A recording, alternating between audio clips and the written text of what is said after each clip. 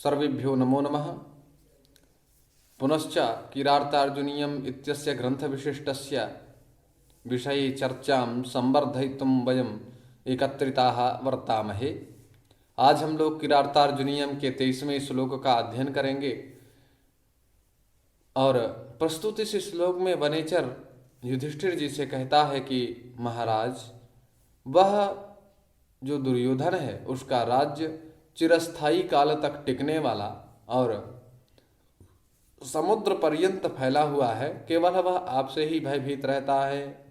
इस भाव का उपस्थापन कर रहे हैं और कहते हैं प्रलीन भूपालमपि स्थिरायति प्रशासदा वारिधिमण्डलं भुवः सचिन्तयत्येवभियस्त्वदेष्यति रहो दुरन्ता बलवद्विरोधिता रहो दुरन्ता बलवद्विरोधिता। प्रस्तुत इस श्लोक में कहते हैं कि प्रलीन भूपालमपि, प्रलीनाः भूपालाः यस्मै, प्रलीनाः भूपालाः यस्मिन् माने संपूर्ण राजा जिसके गुणों से अनुरक्त है, ऐसा जो वह दुर्योधन है। तो स्थिरायति आवारधि मंडलम भुवः प्रशासत माने आमंडलम,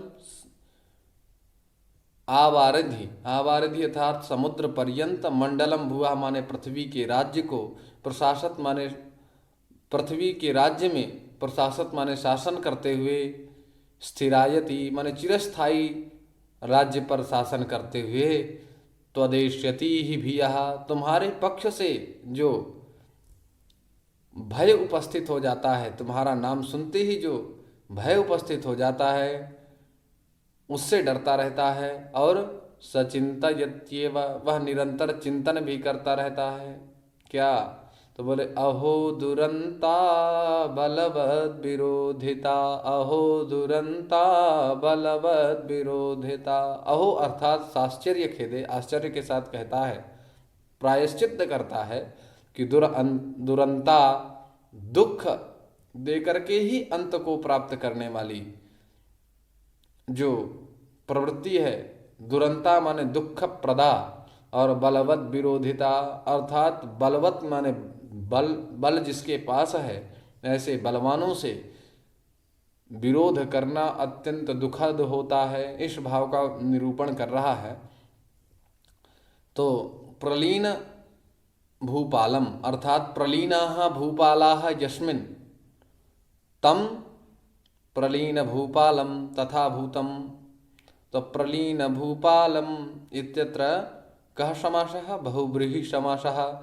प्रउपसर्ग पूर्वक लिंग श्लेषणे धातु से अक्ता प्रत्यय होता है, जिससे प्रलीन यह पद निष्पन्न होता है। अब भुवम पालयतीति भूपालः, भू पद रहते पा धातु से णिच और निर्णिच हो जाता है कर्तार्थ में, जिससे भूपाल यह पद निष्पन्न होता है।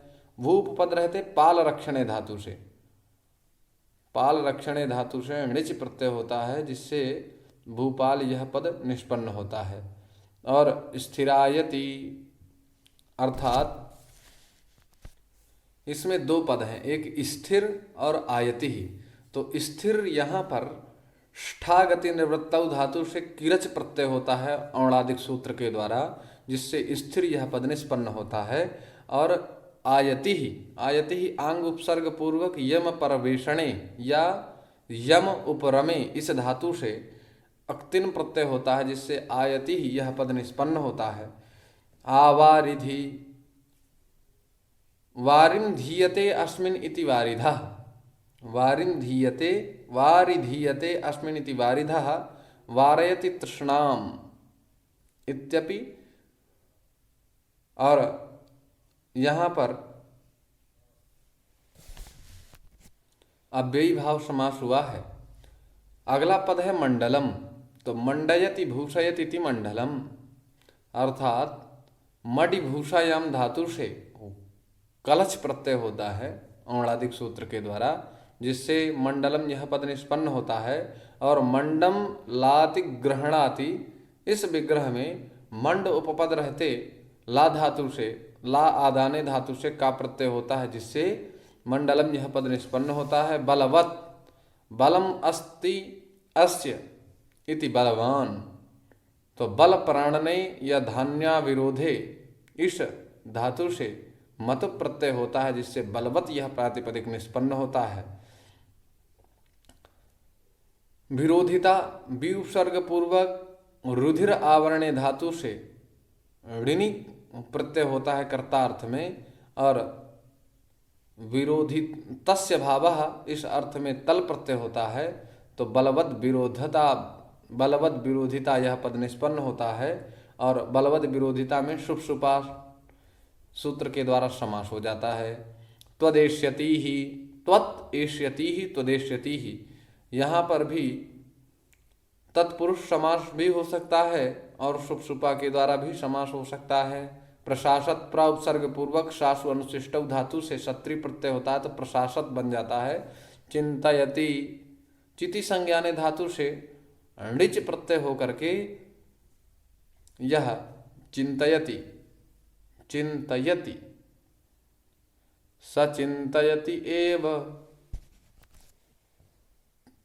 चिंतयति यह पद चिति संज्ञाने धातु से णिच प्रत्यय होने के बाद क्षत्रिय प्रत्यय हो जाता है, जिससे चिंतयति यह पद निष्पन्न हो जाता है। इसी के साथ वाणी को विराम। जहाँ हम लोगों को समस्या होगी पुनः हम लोग मिल करके या कमेंट के माध्यम से जानेंगे। इसी के साथ पुनः नमो नमः। समेषां कृते सुप्रभातम, हार्दं स्वागतम च।